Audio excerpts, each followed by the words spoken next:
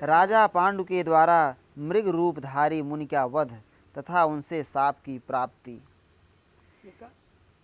राजा पांडु। जन्मेजय ने कहा, भगवान, आपने धृतराष्ट्र के पुत्रों के जन्म का उत्तम प्रसंग सुनाया है, जो महर्षि व्यास की कृपा से संभव हुआ था। आप ब्रह्मवादी हैं। आपने यद्यपि यह मनुष्यों के जन्म का वृत्तांत बताया है, तथापि यह दूसरे मनुष्यों में कभी नहीं देखा गया। ब्राह्मण, इन धृतराष्ट्र पुत्रों के पृथक पृथक नाम भी जो आपने कहे हैं, वे मैंने अच्छी तरह सुन लिए। अब पांडवों के जन्म का वर्णन कीजिए। वे सब महात्मा पांडव देवराज इंद्र के समान पराक्रमी थे।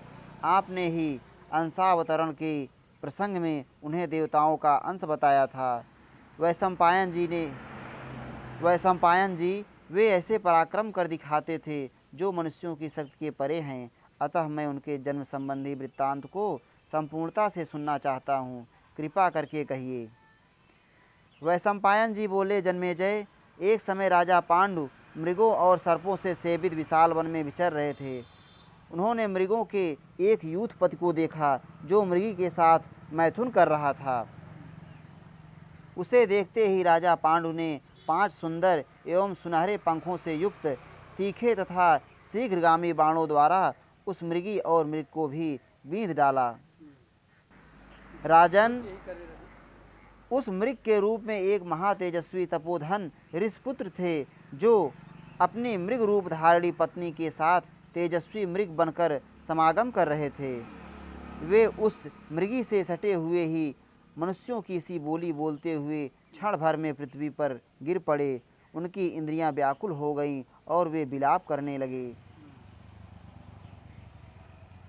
मृग ने कहा, राजन, जो मनुष्य काम और क्रोध से घिरे हुए बुद्धिशून्य तथा पापों में संलग्न रहने वाले हैं, वे भी ऐसी क्रूरतापूर्ण कर्म को त्याग देते हैं। बुद्धि प्रारब्ध को नहीं ग्रसती, नहीं लांघ सकती। प्रारब्ध ही बुद्धि को अपना ग्रास बना लेता है, भ्रष्ट कर देता है। प्रारब्ध से प्राप्त होने वाले पदार्थों को बुद्धिमान पुरुष भी नहीं जान पाता। भारत, सदा धर्म में मन लगाने वाले क्षत्रियों के प्रधान कुल में तुम्हारा जन्म हुआ है, तो भी काम और लोभ के वशीभूत होकर तुम्हारी बुद्धि धर्म से कैसे विचलित हुई? पांडु बोले, शत्रुओं के वध में राजाओं की जैसी वृत्ति बताई गई है, वैसे ही मृगों के वध में भी मानी गई है। अतः मृग, तुम्हें मोहवश मेरी निंदा नहीं करनी चाहिए। प्रकट या अप्रकट रूप से मृगों का वध हमारे लिए अभीष्ट है। वह राजाओं के लिए धर्म है, फिर तुम उसकी निंदा कैसे करते हो?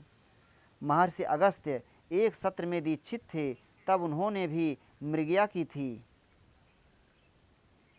तब सभी देवताओं के हित के लिए उन्होंने सत्र में विघ्न करने वाले पशुओं को महान वन में खदेड़ दिया था। अगस्त ऋषि के उक्त हिंसा कर्म के अनुसार मुझ क्षत्रिय के लिए तो तुम्हारा वध करना ही उचित है। मैं प्रमाण सिद्ध धर्म के अनुकूल बर्ताव करता हूँ, तो भी तुम क्यों मेरी निंदा करते हो? मृग ने कहा, मनुष्य अपने शत्रुओं पर भी, विशेषतः जब वे संकट काल में हों, बाण नहीं छोड़ते। उपयुक्त अवसर, संग्राम आदि में ही शत्रुओं के वध की प्रशंसा की जाती है।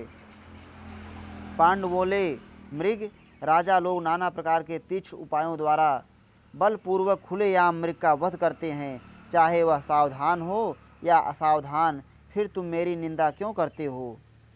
मृग ने कहा, राजन, मैं अपने मारे जाने के कारण इस बात के लिए तुम्हारी निंदा नहीं करता कि तुम मृगों को मारते हो। मुझे तो इतना ही कहना है,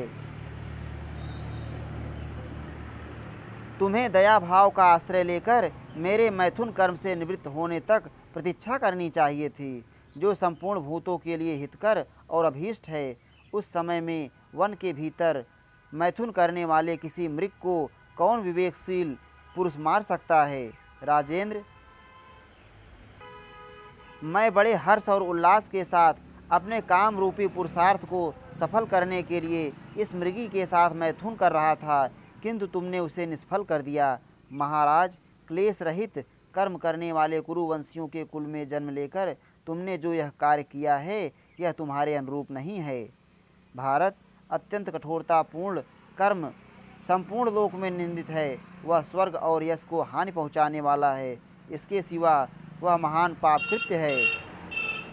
देवतुल्य महाराज, तुम स्त्री भोगों के विशेषज्ञ तथा शास्त्रीय धर्म एवं अर्थ के तत्व को जानने वाले हो। तुम्हें ऐसा नरकप्रद पाप कार्य नहीं करना चाहिए था।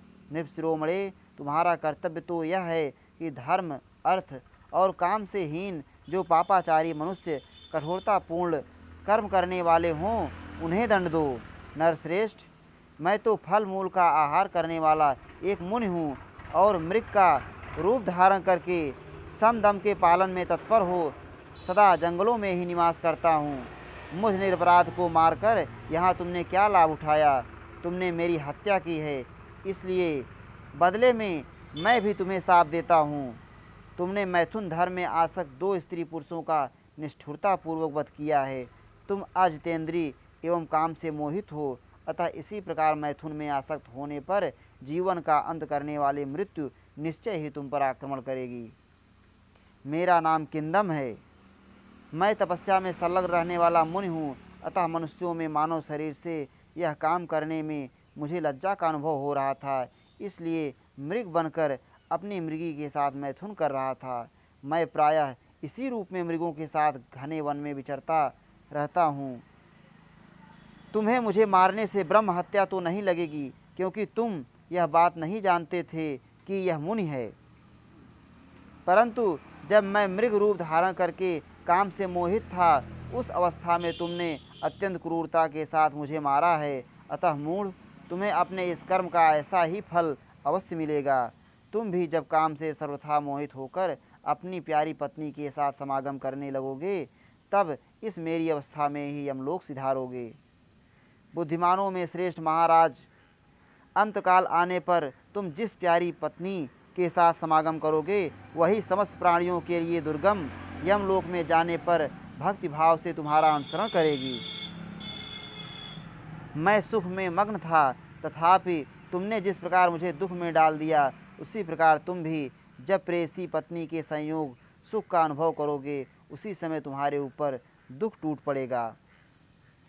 वह सम्पायन जी कहते हैं, यूँ कहकर वे मृगरूपधारी मुनि अत्यंत दुख से पीड़ित हो गए और उनका देहांत हो गया, तथा राजा पांडु भी क्षण भर में दुख से आतुर हो उठे। इस श्री महाभारते आदि पर्वणे संभव पर्वणे पांडुमृग शापे सप्तदशाधिक शततमो अध्याय। इस प्रकार श्री महाभारत आदि पर्व के अंतर्गत संभव पर्व में पांडु को मृग का शाप नामक 117वां अध्याय पूरा हुआ। श्री राधा वल्लभ लाल की जय।